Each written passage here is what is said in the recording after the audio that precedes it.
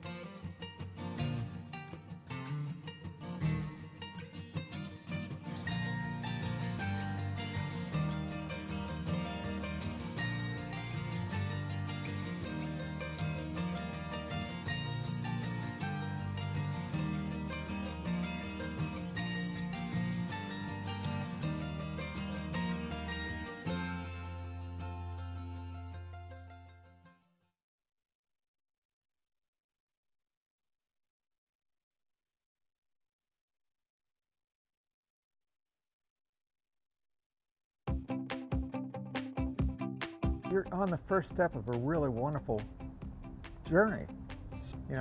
Enjoy it, but discipline yourself too. Ball State has nurtured my curiosity, and the faculty have always encouraged me to keep asking more questions.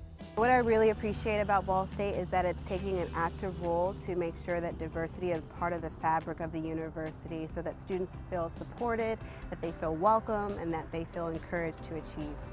My graduate school experience has really just transformed all the aspects of my life. It's transformed how I think about the world and the professional experiences that I'm hoping to have now that I'm going into the professional world. It's transformed the way that I look at people and the way that I hope that I'm communicating with those people and making an impact on their lives. I had the opportunity to direct a feature-length film entitled The Healing Wall, where it's about the Vietnam Veterans Memorial in Washington, D.C. and how its unconventional aspects of landscape architecture led to a healing process of the Vietnam conflict. It impacted a lot of people's hearts. We're exposed on a regular basis to the types of things that will be asked of us ultimately in this field. Things like writing scientific literature, editing it, and thinking critically on a regular basis, performing different research essays. I looked at schools all across the country that had rhetoric and composition programs, and I applied to quite a few of them, but Ball State really stood out because of the competitive assistantships as well as the opportunity to work with really well-known and well-respected faculty members in my discipline as well. The best thing that Ball State gave me was a very supportive environment, somewhere that I felt I had the opportunity to try new things, but also knew that I had that safety net of people that would support me even if it didn't succeed. But more often than not, it did succeed, and I got to share in that with the people that I worked with. The culture and community at Ball State is really welcoming. So everywhere I go, I'm greeted with a smile. I've been able to make good relationships with staff members. For instance, at the Bracken Library, I can walk in and receive immediate attention. They remember my name. It's incredibly important in graduate school to find the people who will motivate you to be successful. I think especially for me, because I moved across the country to come to this program and I didn't know anyone, it was very important that I found people who would support me on my graduate school journey. Never be afraid to ask for help from your peers, from your faculty. Like, everyone here is here to support you, and so you're here to support them as well. So, be a part of the community, engage the community. Don't be prepared to be challenged. Be prepared to probably doubt half of everything you're doing for the first semester. That's normal, and it's not going to be easy. That's not why you're at graduate school. So be prepared to go through those challenges, but that is why you're here, to be challenged.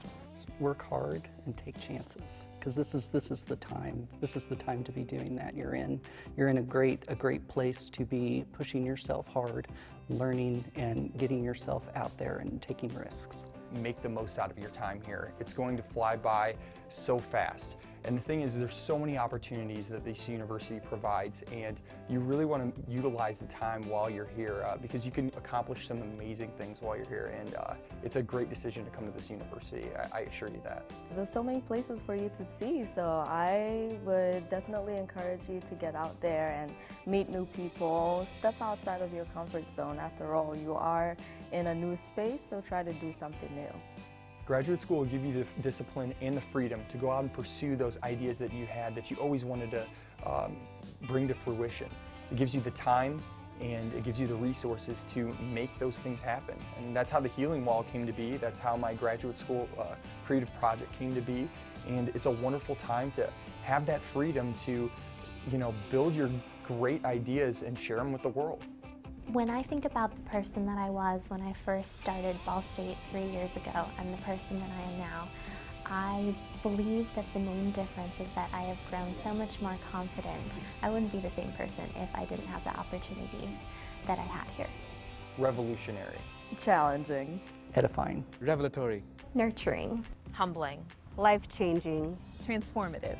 Find what you're passionate about and pursue that, because your life isn't about the rewards you get, such as salary or benefits. It's about the quality of life that you can leave for others behind you. That's your legacy.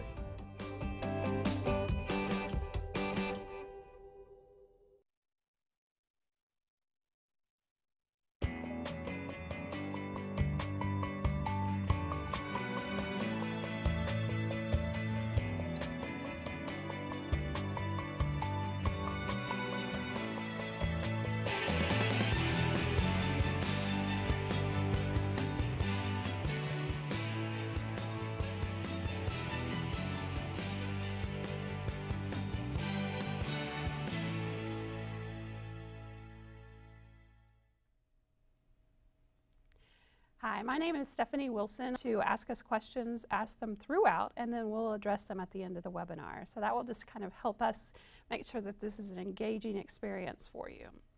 I also want to tell you that Ball State has a strong history of graduate education. We have been offering graduate programs for over 50 years, and we have 140 different programs and the largest graduate enrollment in the history of the university that started this fall. So it's an exciting time to be a grad student at Ball State, a grad student down in the Indianapolis area.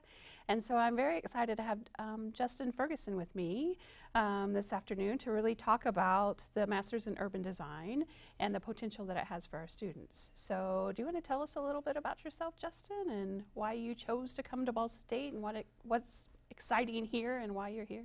Sure. I was working on my PhD in architecture at up in Michigan, and this opportunity came up to work down in Indianapolis, to work in a center that was focused on outreach and engagement, educating our students down there in real-world experiences, and it just seemed like a great experience, and it really has been. So I'm happy to be here. Ball State's a great place. Definitely. Yeah, a lot of energy, a lot of exciting ideas. Yep. Our College of Architecture and Planning also just celebrated just a couple of years ago its 50th anniversary. Yep, and we had a huge, we're over 1,000 students, so enrollment's climbing, lots of great things happening. Yeah, a lot of great leadership within the College of Architecture and Planning, so that's wonderful.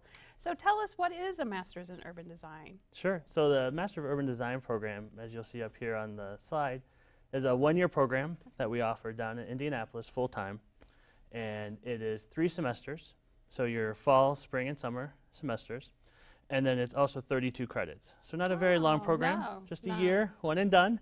And it's really exciting as students kind of take on this, we think of it as a leadership, you know, how do we design our cities and towns, how do we get involved with the people that do that, and so they get a chance to do that. A big part of that, and on the slides here, we're going to talk a little bit about what we believe in as the program in Indianapolis, what we're trying to do. As you can see on these, we talk about, we design for and of the public. So these are public spaces that we're designing. Many times architects, landscape architects are focused on kind of individual things, a little bit of context, but we're really focused on all of that, how those things come together in the public realm. Another important part is the socio-cultural context. We really want to understand how people are involved, the social issues, the cultural issues, as well as the physical environment, right? The buildings, the streets, how those things kind of tie together and integrated. And so we try to integrate all those diverse elements. So we got streets and plazas and parks and buildings and people, and how does that all come together? So those are what we're really focused in there, along working across the scale. So we look at the personal scale, how does a person interact with the city, but then also we can go up to the 30,000 foot. That's the key part for what we're trying to do in Indianapolis. Yeah, it's what we do best at Ball State with our graduate education Definitely. programs. Yep. So help me understand a little bit. So what is it that after the 32-hour master's degree, what do urban designers do? That's a What are great they- question. And I'll show you this slide that we have up here. And it's not my slide, we borrowed this, but we love this kind of image of life happens, people, activity, things are happening, the social culture aspects of it.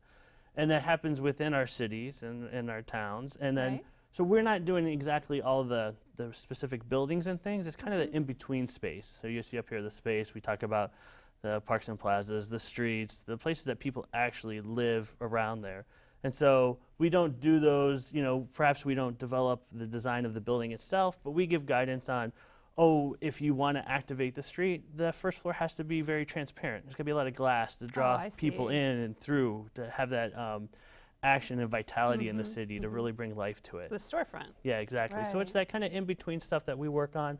And really we're focused on creating leaders in the design projects of thinking outside the box. I mean, I hate using that term, but that's really what we do is, how do we make those connections amongst all those layers that's going on? Transportation and, you know, people going to their jobs and school and living and residential and commercial, all these kind of aspects. How do we make all those connections and make it easier for people to live and have better quality of life in their cities? Right, and don't we need that in today's society, right? More so than ever. And we need leaders to be able to help guide our communities. So that, wow, that sounds incredible experience for our students. So tell me, what is the first year like for students in the program? Sure, so the first year is very well, you know, I think that I jumped ahead a bit. Oh, that's okay. Where is MUD? So, Where is the Masters in Urban Design located? Sure. So the Master of Urban Design, and I pulled up this map here so you can see the downtown Indianapolis, and we focused there on the circle, the monumental circle there in the downtown center. And what's neat is highlight that there with the white arrow. We're just right there at the city market, so two blocks we're right east of that, downtown. right there. And what's great is right across Market Street we have City Hall. So you have the mayor's office, the Department of Metropolitan Development, all these people that are involved in this work. And then just to the west, we have the State House. So we have this kind of corridor where all these decision makers are. We're bringing all these people together that actually, you know, are impacting our cities and where we can talk to them about design and development. So Justin, is this very intentional on Ball State's efforts to really for sure. It's locate the location, program? location, right? Okay. And the great part of this is we're connected to the city market. Okay. This slide up here that, you know, so you can see the old city market. You get inside, it's Lot got of great all energy. these vendors and stalls. You know, there's a bar up on the second floor. Let's, you know. We will talk about that later. That's the after hours. It's great Right. because what you see is a lot of city staff come over after hours, and our students can go up there. and networking right, opportunities. all the networking. You're talking to your prospective employers. All these great things happening. Very lively down there. This is, so you can see the 202 door. Gorgeous, yeah. That's where that's the entrance. This is the west wing of the city market. And, you know, it's very active. Like on Wednesdays in the summer, there's the market that closed down the street. They have, there's a stage out front. Like They a got farmer's bands. market? Yeah, farmer's market, bands playing. It's just a great space. And then you can see this is the inside where we set up on this first floor, 2-story space. We have another mezzanine too. So all this space that we keep open to do all kinds of activities and interact with the public. So that's, again, intentional for student work, right? Definitely, definitely. We even just had a visit from the Higher Learning Commission, and they agreed that this is the best spot for doing this kind of work. Yeah, that's wonderful to hear. So now let me ask this question that I started to earlier. So what is the first year like for students in Indianapolis? Sure. Or it would be their only year for the 32 year. Exactly, right. So it is, it's a great schedule because it's just that 1 year, the 3 semesters. Typically we do Monday, Wednesday, Friday studios with classes, and it tends to go all day. We typically start around 9 a.m. in the morning, and it could go to 5. Sometimes we have an evening class, so maybe it's 7. But we did that intentionally as well as to leave Tuesday, Thursdays open, either for students to work And I'm just going to show some slides through here as we're talking about different kinds of things that we've worked on. Now, is this some of the student This projects? is all student projects that are going to be showing up here. And so they can work on Tuesdays and Thursdays for part-time jobs. Or we have the new Civic Design Center that we're creating in Indianapolis out of our space that's really focused on connecting to the public and providing assistance to neighborhoods. And we'll talk about that a little bit later, but they'll be able to get internships on that to work on Tuesdays, Thursdays. Now, is this image of student work? Yes. So tell me a little bit more about what this image. Sure. So what they're going to do is, as part of the schedules, they're going to learn how to do design visualization on the computer graphics. They're going to learn, we learn about transportation and connectivity. How do we connect through different means, pedestrianism, buses, light rail, as shown here, automobiles and streets and buildings, and how do we bring that all together? And it's creating these images that really give you a sense of the experience of being there. This is what we're trying to, really as urban designers, sell, right, to get the different audiences to understand how this could be a great experience for the public. Wow, that's beautiful work. What an engaging time you must have with all of the students. It's great.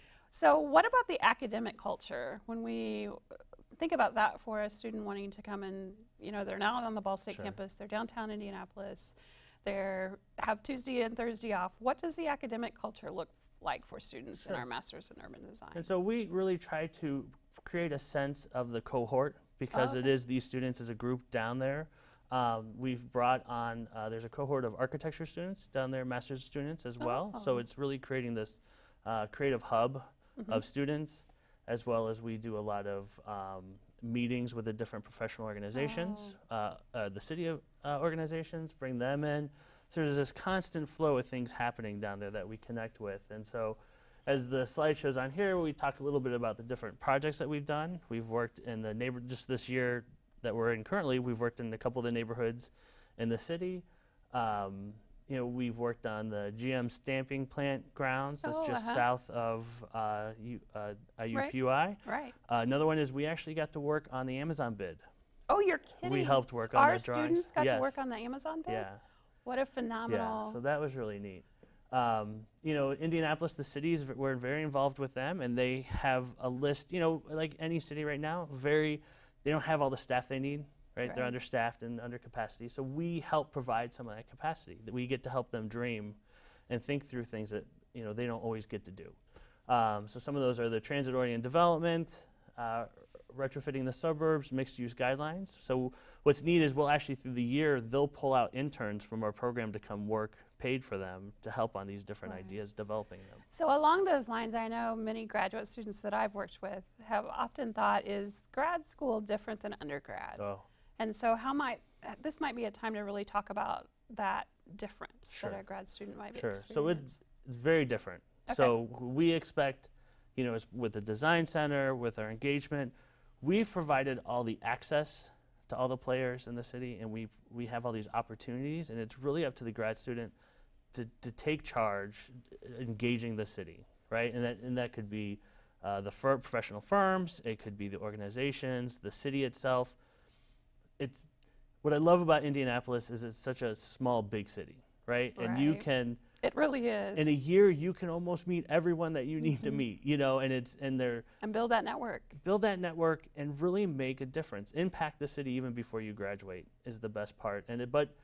But as a grad student, that's up to you to do, right? So if you come and say, here's what I want to do, my job is to help you do it. Right. To connect you with the people, connect you with the firms, and we can do that, but you have to be proactive in that. So would you say, I've often told graduate students that really the difference is you're really a consumer of knowledge when you're an undergrad. And you really when you become a grad student, you're more engaged and in charge of the learning process. So there's that's a huge part of it. And it's, in this program, it is a bit of a specialty.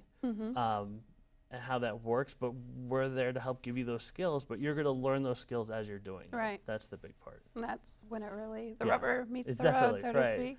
And so we have all these other opportunities, different organizations that we work with, these side projects. In tradition, we do a number of Parking Day people might be familiar with. We do some charrettes. We went to both Detroit and Chicago this year. 3-day processes where we worked with the public, working on projects, Wow. worked with firms. Nothing out of pocket for the students. So all the lodging and travel, everything was provided. And so it's just a great time.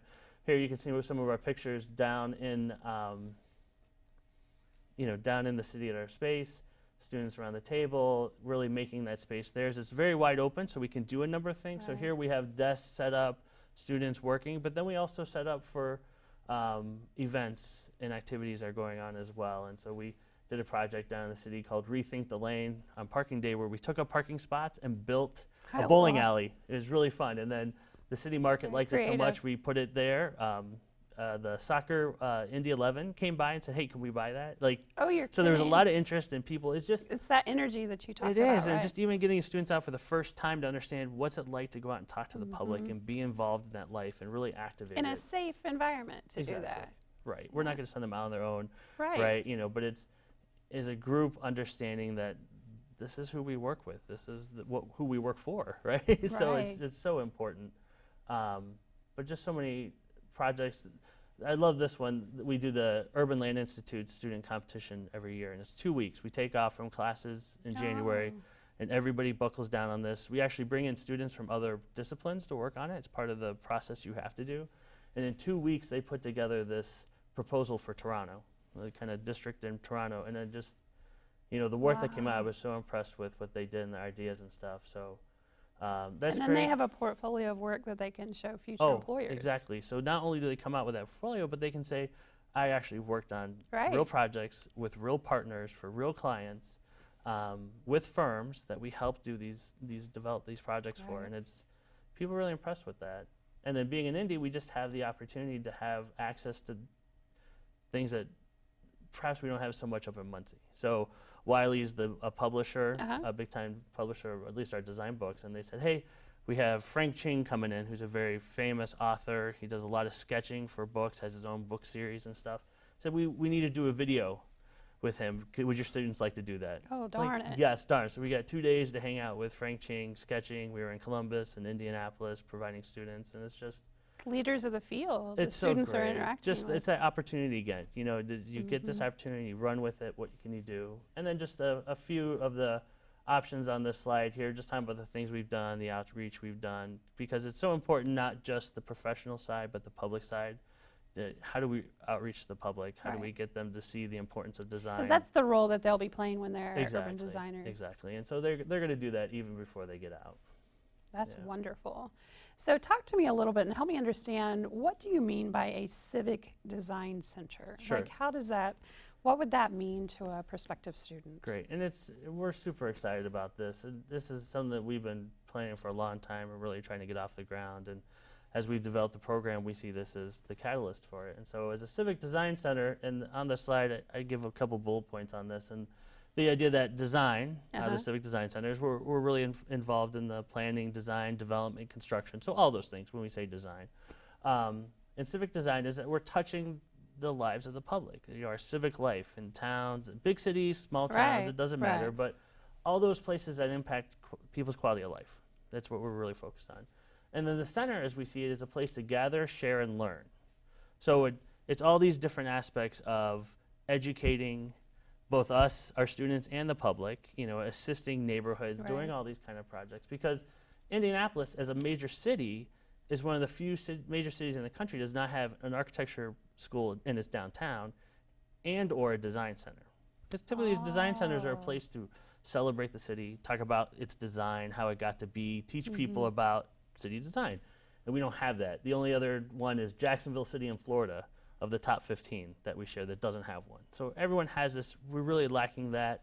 And so we were trying to fill the void with that. And so in these 3 areas, we're really talking about educating, as I said, Right. our own students and the public. We're doing outreach, so assisting neighborhoods in the city, working on projects. Right. And then this idea of bridge broker leading, really being a thought leader in design. So we can help the city, we can help organizations move their projects forward and give advice, give expertise on those.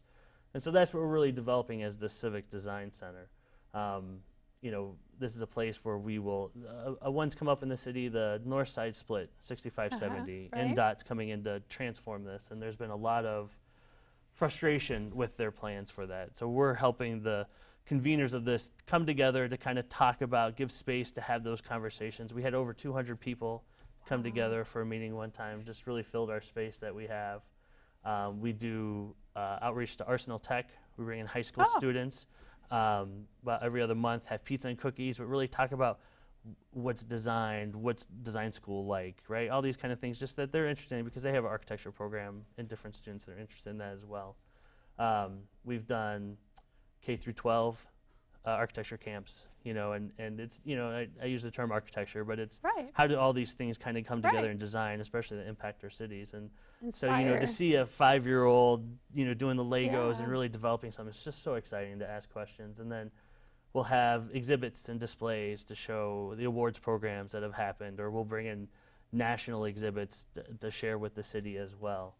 And then we have our assistants, like I said, through even our studios and through the design center where we work.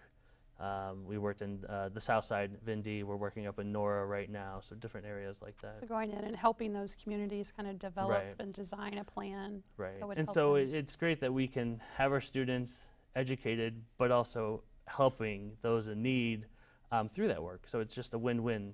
Right, real synergistic place. Definitely. So let's talk a little bit about, we've talked about all of the opportunities that are available, right, for the students. So the end result is that they get a good job. Yes. So what are the job prospects for our graduates? So the prospects are great. It's funny is that originally urban designers were a big city thing, right? You'd see them go to firms and they work in the big cities, but you're seeing a lot of smaller towns, smaller cities hire urban designers just because they want that knowledge that they bring, the ability to collaborate, the ability interdisciplinary, the thinking outside the box. You know, and they can bring, it's that synthesis. They can really bring things together that perhaps other fields can't do as well. And they bring those on instead of or to complement their other staff. And so we're seeing a lot of that across the board. And that could be in firms. The professional firms have urban design positions, or perhaps if you have a design degree already, you're kind of a double threat, right? Because you have maybe your architecture degree as well, urban design, so you can think outside of just the building and make those connections. So we do have a number of graduates. Well, most of our graduates are working as urban designers or designers in the field. I did pull out a couple of our alumni to talk about. Ellen was a graduate in 2016, and she had an urban planning background. She came to the urban design, and she really wanted to think about, you know, hers is about how do we make communities better, right? Public spaces and it's an important question. All that kind of stuff, to do it through hands-on experience. And so now she's the communications and outreach coordinator for Indigo, which is the public transportation system in Indianapolis. You know, and it's such a great field for her because she got that sense of transportation, how important it is to a city, right? And so now she impacts that, especially with the red line coming on. So a big part of that. You know, and I love this picture of her working with the kid. It's so that great. is wonderful. You know, there's this idea that, you know, transportation is complex, and all these issues in urban design are very nuanced, and how can she bring her skills that she learned? And it affects people of all ages, right? All ages, all races, all gender, everything across the board. So it's just, it's neat to see. And again, it's a leadership position, right? She took it as someone who's kind of got to deal with all these issues and lead on this, and she can do that.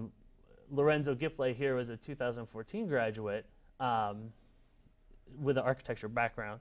Very interested in development. He's very interested in how the city, you know, developers impact the city. And what's great is he's gone on to work as a developer, work in development firms, and moving that forward, he actually now teaches in our MUD program. That's awesome. A class called Implementation. So how do these projects actually get built? So I love having him in here to work on that. Well, he was a recent alum and been out in the workforce and then come back. So what better person to help teach that class? They know the culture. They've been there. They've done the projects. And it's great to see that just go full cycle. Yeah. It's really neat. Yeah, very energizing, I'm sure. I love it. And then he works kitty corner from our space, right? So I see him almost every day. He comes in for lunch. We talk about projects or things going on in the city, opportunities, networking.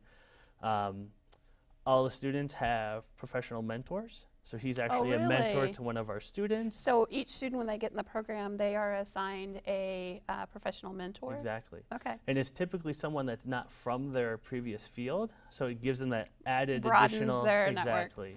It gets that and just. That's an unusual aspect that a graduate program might do to Yeah. really cater toward the success of students. So We're that's just trying to, get them fully placed, get them in the city, and get them working, and make an impact. right. Just Well, huge. Justin and I could talk about this program all day long, but I am sure that the students are really wanting to understand what type of undergraduate degree, and talk a little bit about like how do I apply, what are the Sure. requirements. Great. So, Yeah, definitely. So typically our students have come from the design backgrounds. Okay. Architecture, landscape, urban planning are the main ones. Historic preservation. Oh, okay. Civil engineering is a big one, Uh-huh. just because they know how to Right. construct those things. We're opening it up a little bit more. We've added interior design because think of our spaces as outdoor living rooms Right, almost, right? They right. have still this design sensibilities. But as you see up on the slide, the big thing is wicked problems that we deal with in cities. The education, affordable housing, crime, health and well-being, right? Designers can't solve that themselves. They shouldn't, right? But they should be a part of at the table. They're Right. a part of that conversation. And so we've expanded to really accept those students that we haven't so much in the past, that don't Right. have those design backgrounds. well, it builds the diversity of thought in the classroom The and to solve exposure for those those problems that are students, so powerful. Right, are so great for them to see other students what they've done, but they all have kind of a power they bring to the city and how they can help Right. it. So, and this list is no by the final list, but we're looking at economic development, sociology, business, political science, urban studies. There's a lot of art programs now that are focused on social impact. Right. We saw a lot of entrepreneurial business programs, psychology. These all have Skill sets. great skill sets that fit into the city. And so, we don't take them all in just as is. It's a conversation to see the fit, to see what they're, how they want to What attack base it. knowledge that you might need to give them Exactly. before So, they move right. forward. And so we are open to that, and that's just a conversation. We want to talk to them about that. But the requirements tend to be, they are as a CV or resume, Okay. a letter of intent where the student writes to say, why they want to join the Right. program, what their background Kind of their is, statement of how it purpose. fits. Right. Right. A portfolio.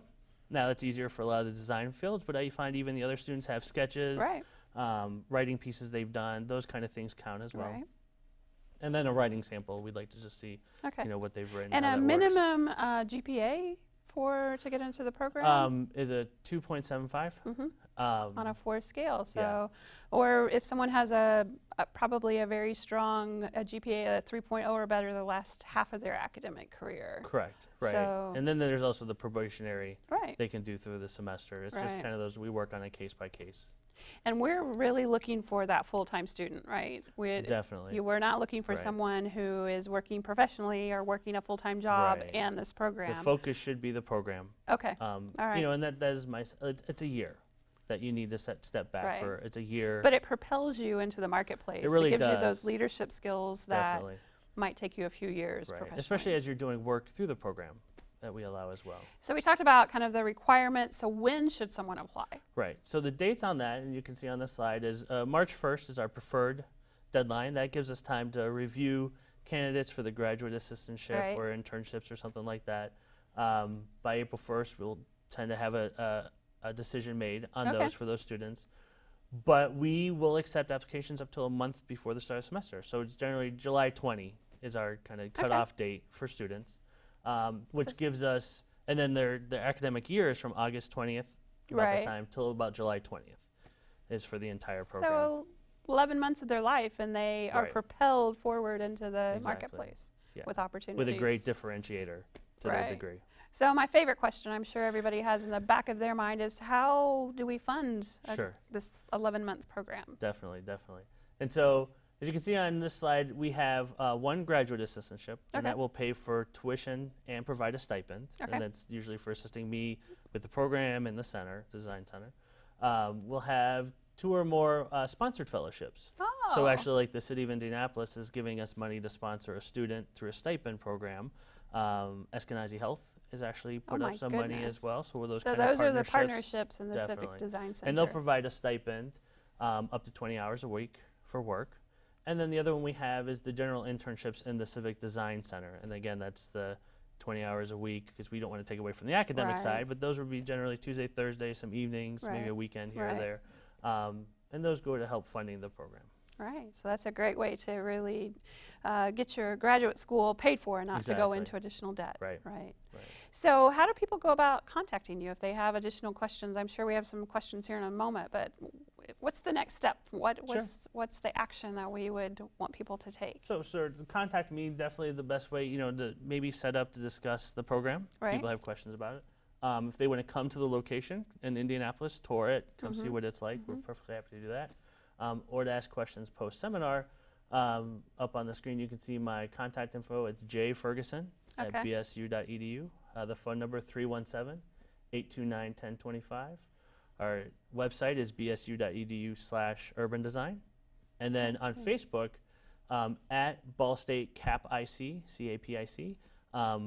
Generally where I upload our stuff or our photos from our events and activities that are going on, people can kind of get a feel for what we've been doing. Well, it looks like we have some questions coming in from our students, but I'll ask one. So what would be the question I'm sure some of them are thinking about? What would be the soundbite if they were to talk to their significant other or someone, their college roommate, or what would be the soundbite you would tell them why they should pursue the Master's in Urban Design, or that they might want to tell someone? Sure.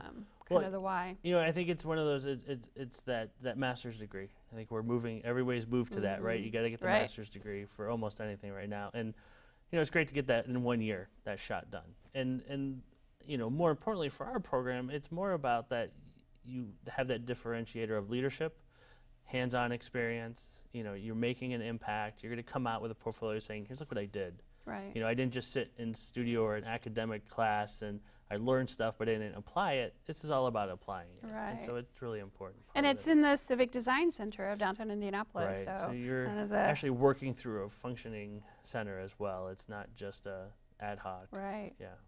So one of the questions we just received from a student is, can the Masters of Urban Design be done in conjunction with the Masters of Architecture? Can they do the dual programs? Yes, so we can do dual degrees.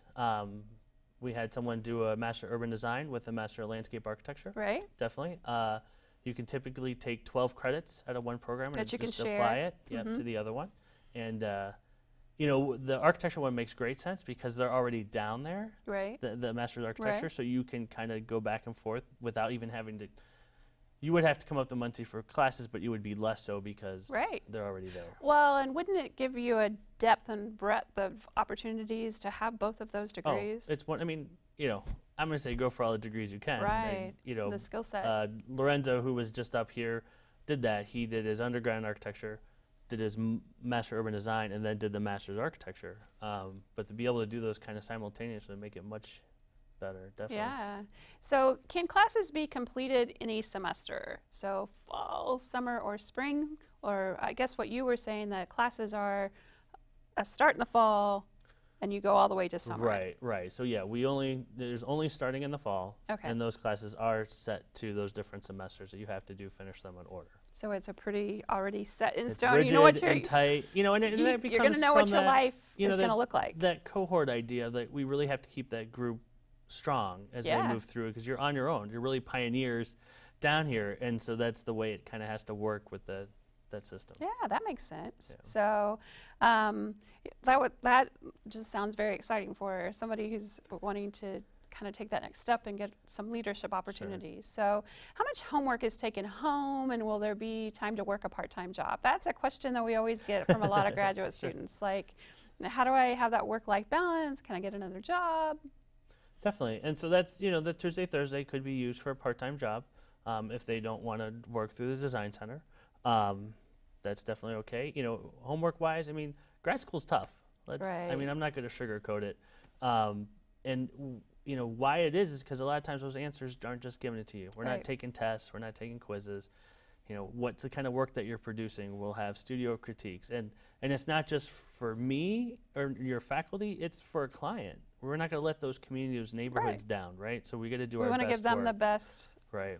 So that Yeah, so I think it's important too. I think the Higher Learning Commission has said that for every 3 hours that we're in class, you should expect 3 hours out of class Sure. for work. And so, you know, you just need to make sure that if you have a graduate assistantship, the graduate school doesn't want you to work more than 9 hours, Exactly. because we want to make sure that you Right. are a functioning human being. Right. So you just need to, as grad students, be cognizant of it is different and it is intense. Right. And so maybe second semester looking to see if you can handle additional. First semester maybe not so much. And it's funny, is really the first semester in this program is much more, there's more time, there's more credits in it, and it goes down over time. So the fall tends to be the most packed with stuff, and then it gets Right. less and less as you get through to the summer. So one of the students would like to know, are the designs you showed prepared by a computer, or do you paint them by hand, or? It doesn't matter. It's whatever medium works for you. Okay. That first semester, you even have a graphic communications course, which we bring in a professional in to teach it from a Right. firm downtown. And we work both on hand, so drawing, sketching, painting, as well as the computer graphics. And we'll have a class in the spring as well, and one in the summer. So it's ongoing, and it's one of those where your ideas are important. So communicating those ideas are important, and having those ideas, but whatever medium you need to do that. To communicate that message effectively. Right, and help you get better at that. Oh, sounds like a wonderful opportunity. Yeah. Well, we're nearing our time to be together this afternoon, and so Justin, I just appreciate your support to graduate students on this campus and off campus and in the Indianapolis Center, and how important the graduate school experience can truly be transformative. It can transform their career, their opportunities. Definitely. And so your next step is to really, we hope that you'll take a second to apply. If you have questions about the application process, Justin or I can help with that. We'll send a follow-up email. But don't be afraid to ask questions. I think the graduate school research process in selecting a graduate program is very different than the undergrad experience. So you need to be the one kind of pushing the envelope and making sure that it's a good fit for you, both professionally and personally. So we appreciated all of your time today, and we hope that you'll consider Ball State University for your graduate degree. So thank you. Thanks, Stephanie. Thank you.